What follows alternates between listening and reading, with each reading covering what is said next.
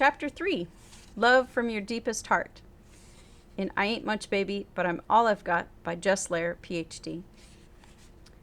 2 years ago, I told my students to be congruent, to bring out what they were inside. It's an idea developed by Carl Rogers, but I had trouble explaining it, and so my students had trouble using it. They kept asking me what congruence was, so I switched to another of Rogers' words and talked about being real.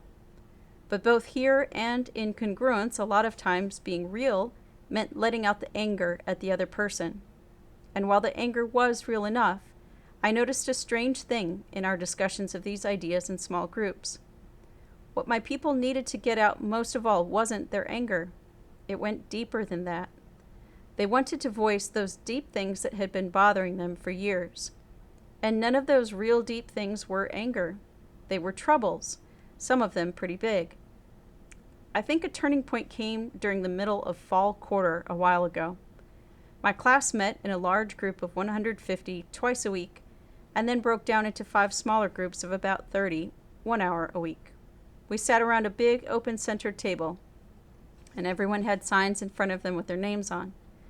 The groups were as leaderless as I could make them, in the sense that my only role was to tell my own story, and let the group go where it wanted to. The Friday morning discussion section had been together for an hour a week for 4 weeks.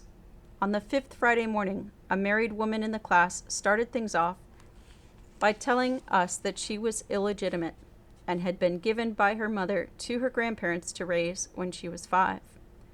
She wondered if her mother had done this because she loved her or because she wanted to save her marriage to a man she had subsequently married. She had never talked to her mother about this and was wondering if she should or could. She was in tears as she talked. A married guy in class responded to her and said he was illegitimate too, and that he was able to talk to his mother about it. Another student said he wasn't illegitimate, but his older brother was, and he had just found this out from his older brother, but he had been sworn to secrecy about this. And it bothered him because he wanted to talk to his mother about it. At this, a young gal said that it really struck her to hear these 3 stories because her son was illegitimate and she found herself taking out her anger at the father on the son. Then a tiny gal said that she could see how some of them felt because she had given up an illegitimate baby for adoption when she was 16. Now, usually the troubles we have hidden away inside aren't quite that spectacular, especially the ones that people will trust others enough to admit to, even in the very trusting climate of these groups. But I was struck by what that first woman's bravery did for about 25 people. Her story, and the others, communicated something very powerful to all the members of that group. I think what that was love. It wasn't married love and it wasn't perfect love, but I think the only word for it was love. So I think love is when we tell what's in our deepest hearts. I think that is the most loving thing we can do for someone. Then if they choose, they can tell us back what is in their deepest hearts. That is love coming back to us. That's why we need other people, because they are the only ones who can give us the love we need. There's a potential confusion here. We shy away from the word love because in the married form, it connotes sex, and in the religious or popular form, it connotes a vagueness and a fakery that we hate. When I first started talking this way, someone said to use the word like instead of love. I didn't want to. One day, a student turned in a sentence written on a card. It said, "I like you because. I love you although." And these 2 sentences say the distinction between the 2 words so well. I like you because we have the same tastes in clothes, or literature, or music, or politics. But I love you although we don't have the same tastes in clothes, literature, music, or politics. I love you because you are a child of God and an inheritor of the kingdom of heaven. And deep down, you are full of the power and glory and majesty that is uniquely yours. And I am waiting for you to release it, just like the Zulus. So this is what I saw in that group. As those 5 people opened their hearts to the other 20, the 20 opened their hearts to the 5. Now the 20 had the same kinds of problems as the 5.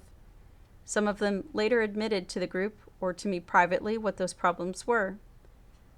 But there was a special bond developed between the members of that group, and each of the 25 went away with something that I have found can last a lifetime. That's the warm glow deep down that contact with a loving person can produce. Now, when I tell students, businessmen, nuns, or nurses that love is what is in their deepest hearts, I don't get any more questions. They know what I mean, and they know what they have to do. They know I'm not talking about their anger, because while their anger may go deep, it isn't in their deepest heart. All that is there is their humanity, the humanity they've been so frightened of and have hidden so long. I know we can't go this deep into ourselves every day, so we need a way to talk about what we do each day. And so far, the best word I can find for that is emotional honesty. But again, it's emotional honesty that often sidesteps our anger. I see so much of our anger as being rooted in our fears, and our fears come out of our sense of aloneness and separateness from others. So as we get at what's in our deepest heart and get love back, it quiets our fears and aloneness, and the anger just drops away. I've seen this so often in AA and Emotions Anonymous. The longtime members who have worked the program for years are sweet people. There is no anger in them. You can call them any kind of name and they won't get mad. They used to fight and quarrel constantly, but there is no more anger in their lives. Emotional honesty, or being real, as I see it, is simply a rigorous honesty about ourselves and our feelings. So being the real, deep as possible, deep as appropriate us is love. When I tell a fellow teacher about some mistake I make in teaching, that is a loving thing too. And my students and I find that the deeper we go into our hearts, the more likely we are to get a loving response back. Now there's something about telling you, hey, be emotionally honest, be real, that may make you quibble. Some of you may even say, what is being real? I don't know how to be real. Or, I am already being very, very real. But there is one surefire answer for this. Being real is the opposite of faking it. And all of you know when you are faking it. At least in my experience, we all do. For example, you can walk into a crowded room and all of a sudden feel very, very uncomfortable. You will very likely start talking about the fancy possessions that you have, the degrees that you have earned, all of the honors that your parents and relatives and friends to the 9th generation possess. That's faking it, friends. It isn't that these things aren't true. It isn't that they aren't appropriate to be talked about occasionally. But I don't think it is any accident that in certain situations I string out all of these fake things like little beads on a necklace. It's because I am frightened. So I know when I am faking it. I think we all do. And the opposite of that faking, I say to the person who keeps bugging me about what is real, the opposite of that is being real. Okay, can I really be real? No, not very real. I don't know who Jess is that well, so I can't really be real. But the funny thing here is that just trying to be real helps me be real enough. So this is just one awful big improvement over what I had before. And there are 2 indications as to when you are being real in my experience. When you are really being real to somebody, they are inclined to be real back. And of course, if they aren't real back, you tend to stop and it doesn't continue. Also, when you are really being real to someone and they are being real back, that little fire starts deep down inside, and this warm feeling is, to me, a sure sign that something very precious and important is going on between 2 people. Now, a lot of time people come to me and say, hey Jess, I am really being real. I am just standing here being as real as I can be.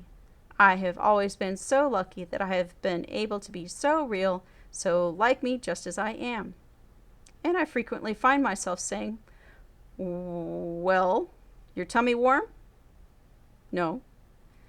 "Mine ain't either, you know?" And they look at me kind of funny. Sometimes they will say, "Hey man, you're building a wall against me. You are building a wall against me and I can't get through." Maybe I am. I have built some walls against some people in my time, but in some cases I don't think that is so. I think a lot of the walls we see in the world are of our own building. Originally, I was going to call this book Real is Love, because I don't know of anything that I have ever seen that is more loving that one person can do for another than to tell that other person how it really is with them in their deepest heart, to give, in a sense, a part of yourself. To my mind, this is the answer to this problem of love in a society where one guy has one wife. The kind of love that I am talking about has nothing to do with physical intimacy. Someone may say to me, "Hey Jess, this is how it is with me." Hopefully, I will reciprocate in some small measure and say, "Yes, and this is how it is with me." I sometimes think that there is more love in that situation than there is in many marriages. One of my students last quarter was writing about her relationships with her boyfriend. She said that when they had started to go together last spring quarter, neither of the two were virgins. They had sexual relations right from the beginning. She said, looking back, we had some crucial things between us that we weren't facing very well. So we used sex as a cover-up. It was a nice way to divert our attention from some rather serious questions between us. It was a nice way to divert our attention from some rather serious problems between us. So during the quarter, she told the boyfriend, "School's out, chum. No more. We are going to go about the process of getting acquainted with each other before we start jumping into bed with each other again." And she did. But, she said, it was easier for me because I knew what I was trying to do. I was trying to help him as much as I could by being as real as I possibly could. It was harder for him because he didn't know as much about what was going on. He didn't have the class to help him. And he felt I was rejecting him by cutting off intercourse.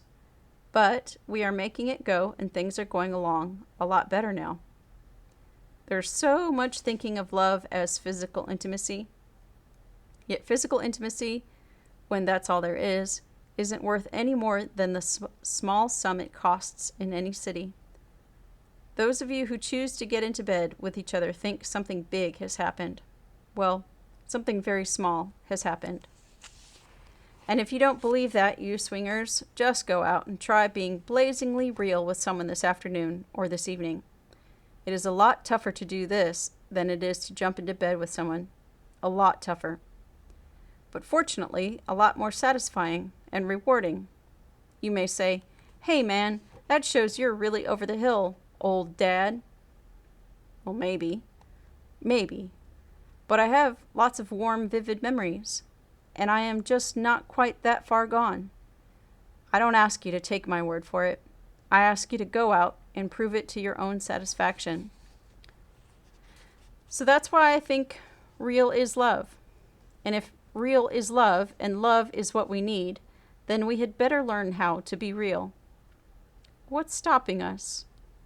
Well, one of the biggest problems is the one I mentioned in chapter 2, that we think we are not worthy. We think we are the faulty pot. We think no one could stand us if they really knew us. It's like this little gal said in her paper last quarter. My main problem is that I cannot accept myself. When I was a small child, my mother told me that she hated my guts. From this experience, I cannot accept the idea that anyone could possibly love me since my own mother did not. I will probably always have this problem unless I can get help or help myself. There's a guy in Great Falls that is truly in love with me. I know it, but I will do everything possible to try and disprove his love for me. I treat him like dirt, and I am very sarcastic with him most of the time. I do these things because I love him so very much, and yet I cannot bring myself to show it because I don't want to get hurt. I can even realize what I am doing to him, but I still do these unjust things. Okay, that is an extreme case of the kind of self-hate so many of us have. Take the analogy of the farmer who had just a few seeds of wheat. What does he do with his few seeds?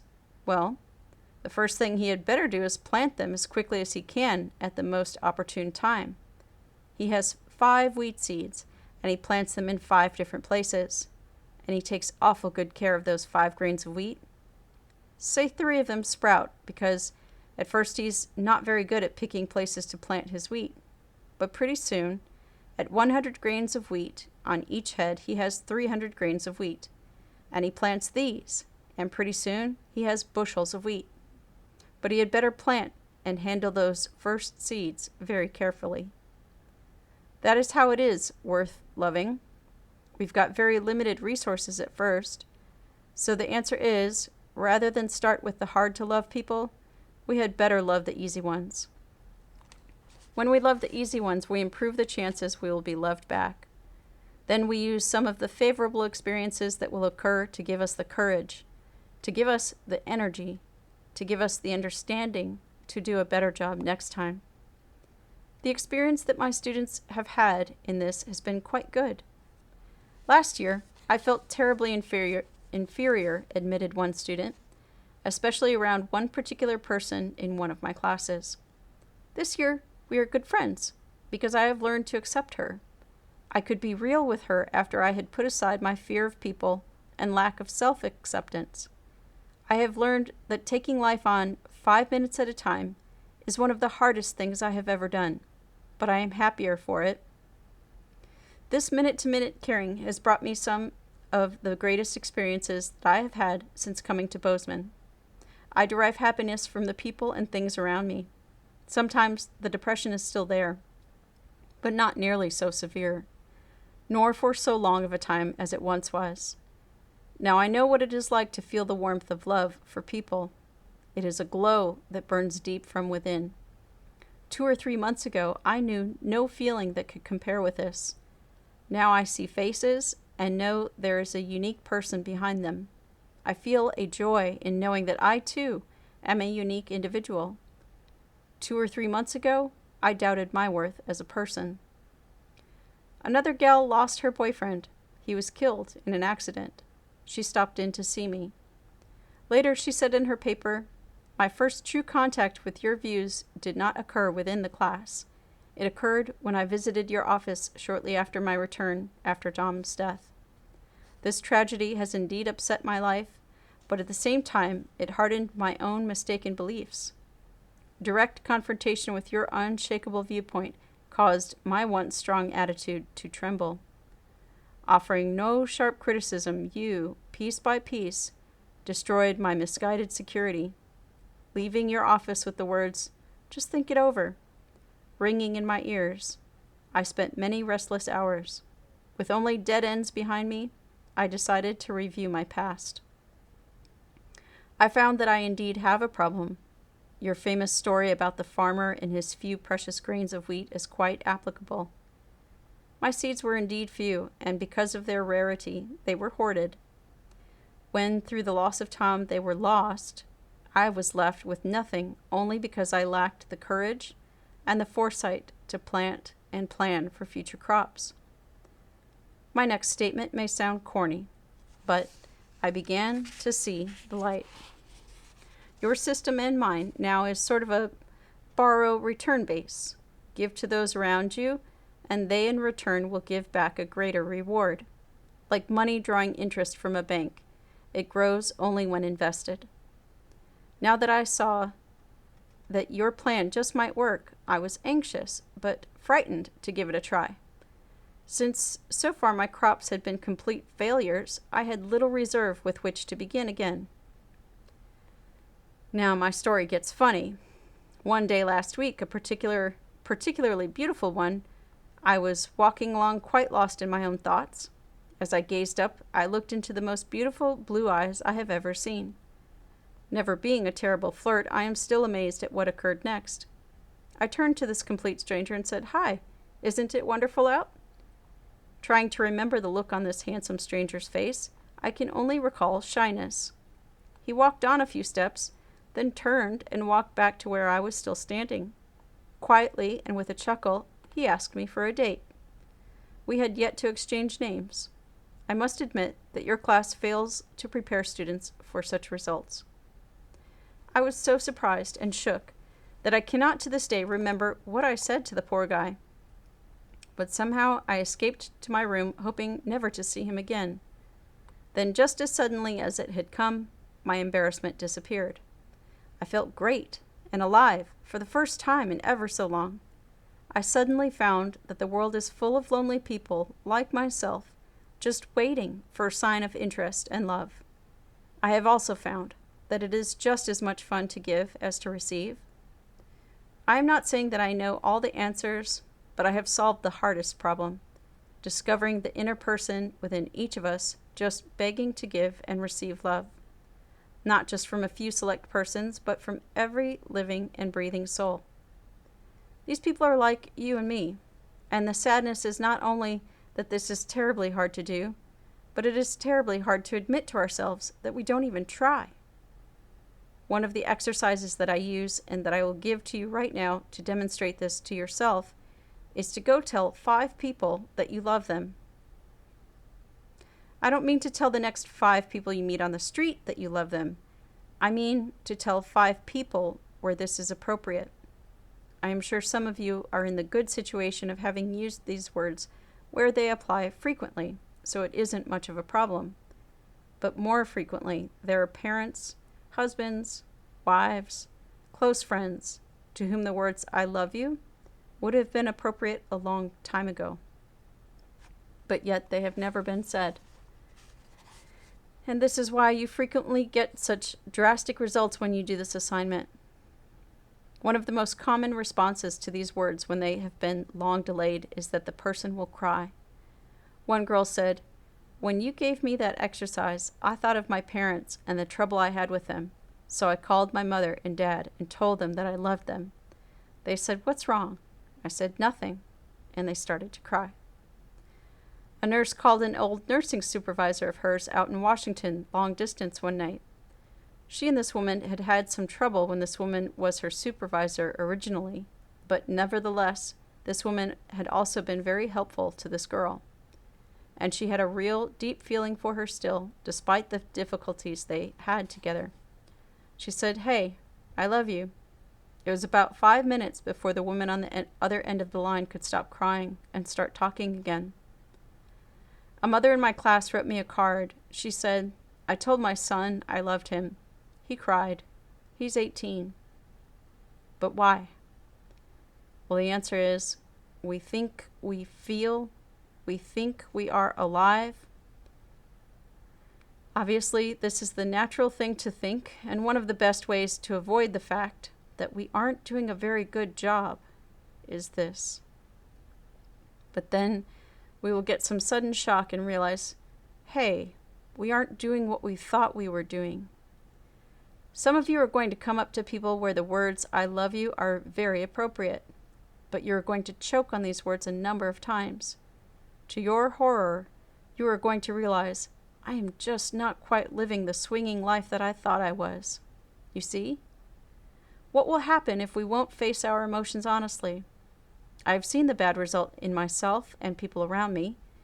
In an attempt to get some love and affection and tenderness, and yet hesitant and frightened to reveal themselves to the world, they turn and start building the fanciest, greatest kind of wall they can imagine. And they use every kind of symbol to build something. You can use power or an attempt for social position. You can use clothes.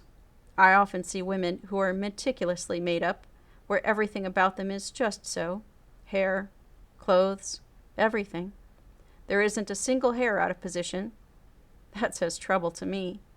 That does not say beauty to me. It says, here is someone who is so overwhelmed with appearance that she cannot let one single strand of hair be out of place, or she will feel just like she is naked. There are lots of other ways of running away from the world. Oddly enough, one of the ways of running away would seem to put you in most direct contact with the world. You see this in people in what could be called the helping professions, like counseling, teaching, and nursing. Some of these people, unfortunately, are seeking escape and are using their ostensible close and intimate contact with the world to run away from it. Usually they don't last in their professions very long, or they switch to a more impersonal spot in their profession because it is a hard fake to maintain. But these people don't have any more capacity to really listen to anybody than to go to the moon. And I think, oh boy, what about that poor little kid that came into their office for some help? Or what about the poor patient who gets her for a nurse? Yes, there are many ways of running away from the world. There is only one way of facing into it. Now perhaps you are inclined to say, Jess, you are making too big a thing out of this. I really have got something going for me, and I don't want to sit around and listen to you say I haven't. If it is, great for you, wonderful. But I find this hard to accept. In my experience, people who are deeply loving people are 1 in 1,000, or at least no more than 1 in 100. Now, if 50 people in a class of 100 want to tell me, I am that 1 in 100, I will listen, but I'm not convinced. This is not something that is very easy or very common. If it were, our lives would be drastically different than they are. Now here's the second assignment I will give you. This isn't theory. It works. Do this if you want to have more meaningful, closer relationships with others. All you need to do is, with 5 people, speak of what you feel in your deepest heart. Speak of these difficulties you have of accepting yourself. Speak of your fears and your worries. And you know what the other person is going to do? What would you imagine? Feel sorry for you? No, they won't feel sorry for you. Most of the 5 will want to be closer to you, and they will reciprocate with the same thing. They will recognize their kinship with you, and they'll feel calm because they will see that you and they are in the same boat. Almost every time I've mentioned the mistakes I've made as a teacher, I find that people have come back at me and said, oh boy, I've made those mistakes too. And so I'm glad to hear that you've had that kind of problem. You can see they have been afraid of admitting their problems because they thought they were the only ones who had them, and if someone found out, they might get fired. Now I'll give you the opposite kind of experiment where you fake it. It's an assignment that I hope you won't do on purpose. But if you're like me, you find yourself doing it despite your hatred of it. It's where you put some more bricks in place in the silo you're building around yourself. Pictures of the smiling father, the smiling mother, the smiling nun, the smiling teacher, or the smiling nurse are painted on the silo, and it's all fake. I will put a couple more bricks in place. Real fancy glazed bricks. So what you do, if you're a nun, is to go up and tell another nun, I was so worried last night. I felt bad. I was talking to Mother Superior about what I had done that day, and she told me what a fantastically dedicated nurse I really was. You know, she said she had never seen a nurse as dedicated as I was, and it just embarrassed me so to have Sister tell me these things. I just felt so bad. Try this, and you'll find people can't get away from you fast enough. Or you can say, gee, my problem isn't just terrible. I paid my income tax the other day, and I had to take $4,000 out of savings because I made so much more money that last year than I expected. That will really get people. You know, they hope you're lying, but they are afraid you aren't. I tried this on a guy once as a joke, but he believed me. We will always believe the best about the other guy, but not about ourselves. And people will run away from you in droves. I guarantee it. Here are some other ideas. Complain about how poor the air conditioning system is in your new Cadillac, or how bad vandalism problems are at your second home in the country. I remember a conversation like this between 2 women in Houston. These women were loudly complaining to each other about the terrible problems they were having keeping their swimming pools cleaned out. Now, this happened nearly 20 years ago when you had to be pretty rich to have a swimming pool.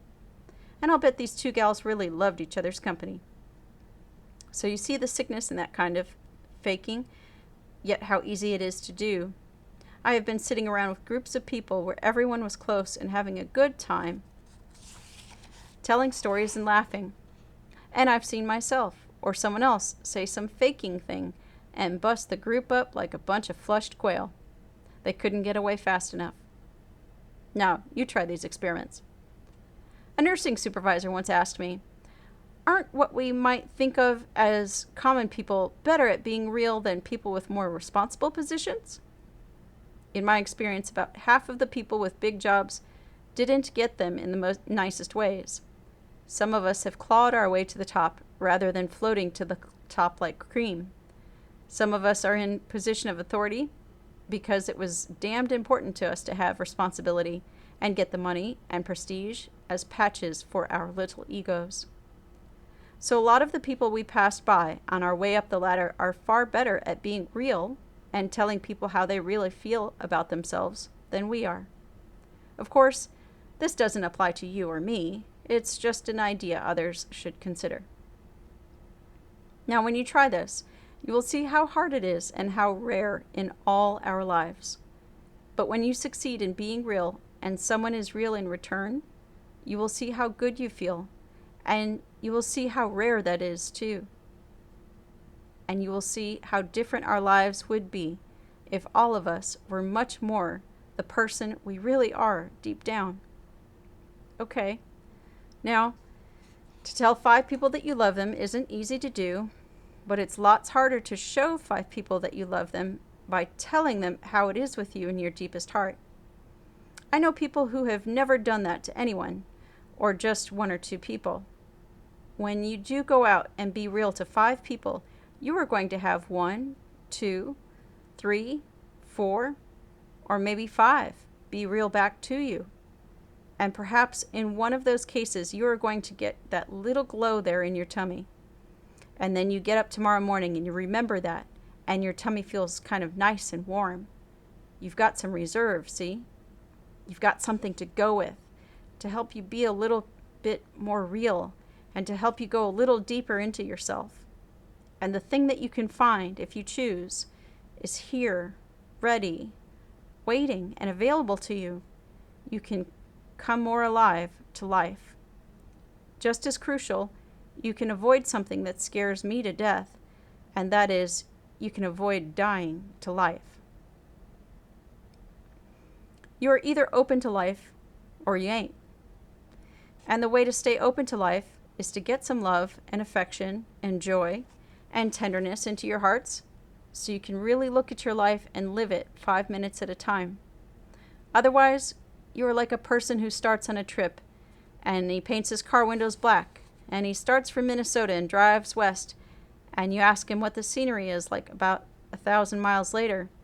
"Oh," they say, "it is flat country with a lot of trees and grass and many lakes." And you know they are driving through, say, Miles City, Montana, or the mountains. And you say, "Hey, why don't you just open your window and take a look outside? It ain't like that out there." But they don't know that. They've got the windows painted over.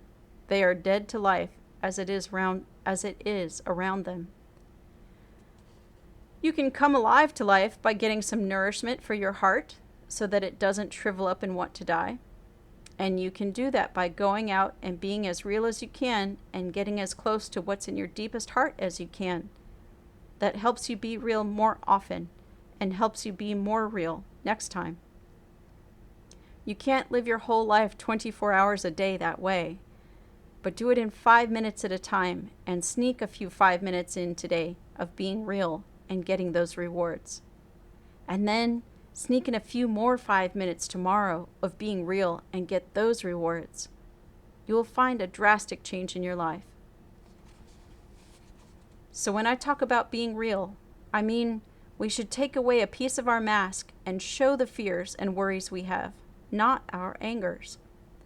The result is that we actually change the world we live in by the way we act.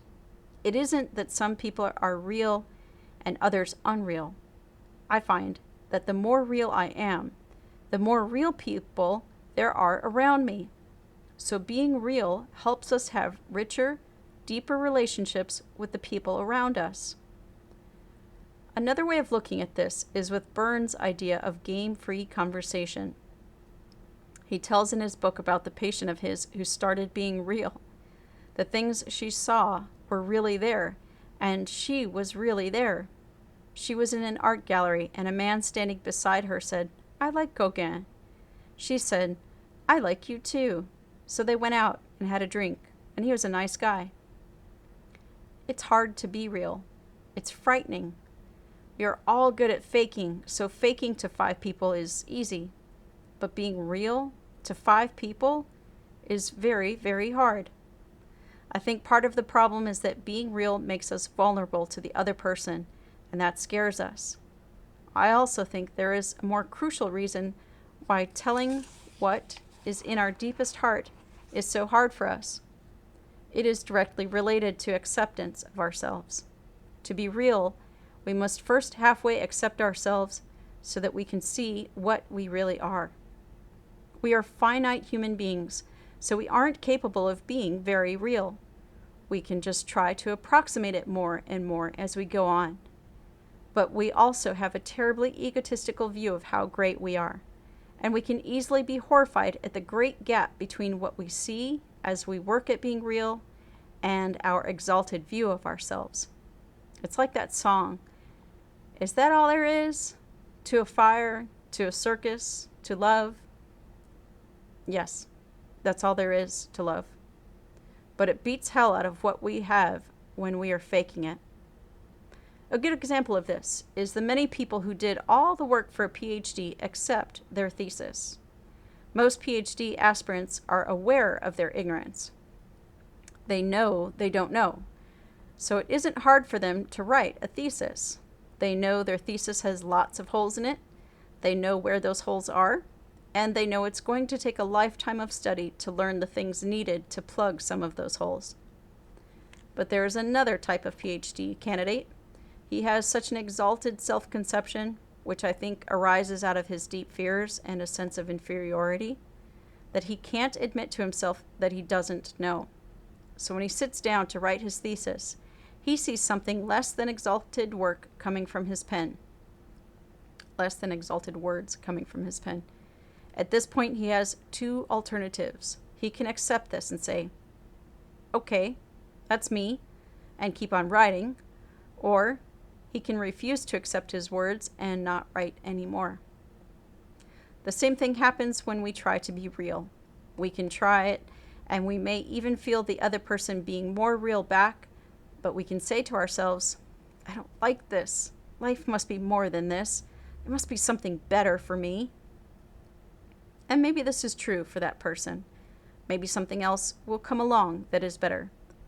Or maybe that person's role in life is to feel that they are standing at the candy store window of life with their nose pressed against the glass. I find I can accept these problems and limitations of being real. I know that I'm not very real compared to what I might like to be. I know how slippery and tricky I am when it comes to fooling around. And I know how frustrating it is that each of us is trapped in our own skin like people in metal shells who can only tap in crude code to each other. I can accept all these things. I can see them as the finite nature of the human condition. Most of all, I've seen this problem is not as big a one as it might seem to be at first. Sally, a teacher friend of mine, responded to the dilemma I just discussed with this story. She had seen it done to illustrate approaching a limit in mathematics. The teacher puts 2 people on opposite sides of the room. He has them move halfway toward each other, then halfway again. By always cutting the distance in half, they will never touch, in theory. But as a practical matter, they can be very, very close to each other. I see being real the same way. We can't ever get so we are completely real, but we can gradually learn to be real enough so that our lives change drastically. This is another way of looking at acceptance that really helps me. In the last 3 years, it has changed the whole character of my life. Will it work for you? The only way to find out is to try it. Be real about yourself to a number of people. Some of them will probably be real back. You should feel something different because of it, so it's worth a try. But there's one important caution. This is a long way from telling it like it is, baby. When we hear this, we are tempted to tell about the things around and outside us. But we can't ever know about those other things and other people. We can't go outside our skin and inside their skin. So the only thing we can be real about is ourselves. This is all we can ever know. So it is enough to try to be real about ourselves and avoid being distracted by what seems to be about other people's problems. One of my students put the problem of being real this way. He said, I've never allowed much of myself into a relationship because I felt that any show of emotion would allow people to see my humanness. I always wanted people to think I was a physical, mental super god, not to be confused with the lesser term, human being. When I approached someone, I wanted them to think, here comes God. When I arrived, here is God. When I left, there goes God. Boy, was I dumb, and I'll bet they knew it. I had such a fear of my weaknesses showing that I couldn't be Gary. No, I was a combination of John Kennedy, Jim Brown, Omar Sharif, Paul Anderson, and John Wayne. I just looked a lot like Gary. My girl knew I was somewhere beneath my phoniness, and she thought this class would help me. It has. I'm going to tell her I love her. The best summary of these ideas came from a girl who heard me speak at a religious search. Each person must sum up in writing each speaker's message. Here's what she said. I look around at the beauty of the world. It is beautiful. A smile, a tear, a raindrop, a sunset. I look into myself for the beauty of my world. Am I woman enough to see my imperfections? What's more, accept them? The beauty of being human is being imperfect like my sisters and brothers, and this communicated to them is loving them, accepting them. What does it do for me? From a love sincerely enacted, I will get a sincere love in response. That's what the world needs now. More love. The daughter of one of my fellow faculty members read my book. Her father brought me a poem she had written for me about being real. So I wrote a poem back to her. People needing other people is just 4 little words of a big song. But there's only one people. That's me. And I need you. But the sad, funny thing is how each of us run away from our needing people, even using a song about it to run away. But it hurts so much at first. And then it feels so good to find that real is love. And so love is waiting for us 20 times a day behind all the funny faces. We just need to take down our fake face and let the beauty, power, and glory out. We can love so often and so well that the minutes fly and the days are long. For love is real, and real is love.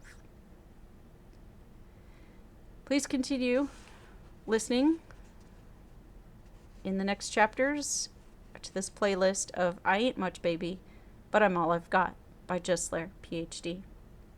Thank you so much.